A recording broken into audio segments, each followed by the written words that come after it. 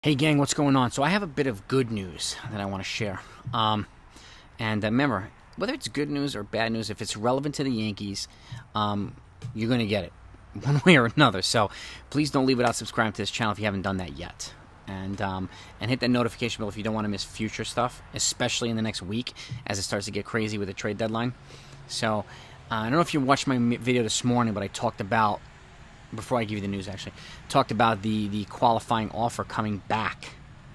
Okay, the MLB Players Association rejected the MLB's proposal for an international draft. So the international draft sounds like it's going to stay mostly the same, but the qualifying offer is going to come back. So that I think is going to affect free agency. So teams might be pivoting more towards trades, towards either acquiring players with multiple years of control and arbitration, or multiple years of control that are on an existing contract before free agency hits. So I expect a little bit more activity than normal at the trade deadline. So it's going to get nuts one way or another. So I do expect that to happen. But the news I want to share is Michael King. We got some good news on Michael King. Now, we already know he's done for the year with a fractured elbow, which sucks all kinds of something bad.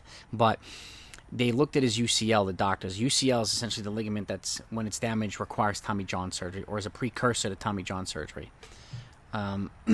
They found no damage in the UCL. There was a worry that they might have to, investigate a little bit deeper and go, not only elbow fracture surgery, but Tommy John, which would essentially double the recovery timeline on the back end.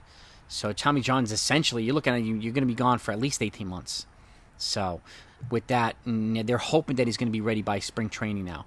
Even if it's a little bit later than that, even if it's the summertime, just get the guy healthy and let him come back here. Let him come back here the right way, not rush him, and just let him come back healthy. So, but that is really, really good news. The fact that they said that he's not going to really need Tommy John surgery. So I'm happy to hear that. I'm happy to share that with you. I hope that makes you feel a little bit better.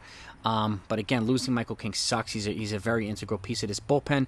I do expect him to acquire one or two arms to kind of fill this role, especially with some other guys coming back too, Miguel Castro and Johnny Loizaga. There's a lot of question marks in the bullpen after Clay Holmes and essentially Wandy Peralta. And even Peralta's been having a little bit of back issues recently too. So it's essentially Clay Holmes and a ton of question marks. And we can't have that, especially if you want to go deep in the playoffs, want to beat the Astros and other teams. Can't have that. So I expect him to acquire a couple arms, probably two. I hope one righty, one lefty. Daniel Bard and Andrew Chafin would be fantastic. I would also be happy with it. I'd Scott Barlow or David Bednar. I think they're going to be a little bit tougher to get, but a Daniel Bard and Andrew Chafin would be phenomenal. Chafin from the Tigers, a reliable lefty. He's also got a mustache. We're adding to the Magnum PI brigade if we bring the stash. And Daniel Bard used to be a former super prospect from the Red Sox. He's now the Rockies' closer, and he's got a huge arm. Huge arm. So anything like that would be phenomenal. But the Michael King news is the news right now, the day. If anything else comes out today or whenever, you're going to get it here. So have a good day, guys. And I'll be back later on for the lineups for tonight's Game 1 of 2 Subway Series against the Mets in Citi Field. That's coming too. Talk to you later.